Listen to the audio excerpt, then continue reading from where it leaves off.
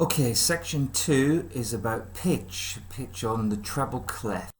So that is the treble clef, okay? And you need to know what the names of those notes are, okay? Starting from the lowest note over here, which is C, and that is just below the stave, and that little temporary line that goes through the middle of that first C we call a ledger line.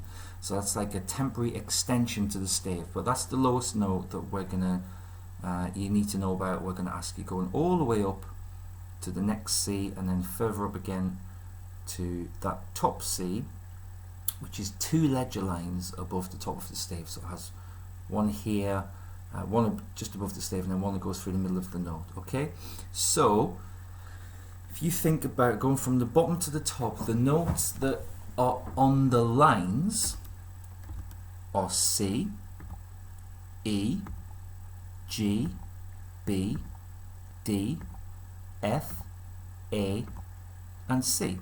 But to remember that, we use a mnemonic, okay, that looks like this. So cows eat grass but dislike fish and chips.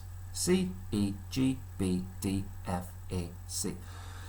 So if you get a question that says, what is this note, and it's on a line, if you can remember that, cows eat grass but dislike fish and chips, C, E, G, B, D, F, A, C.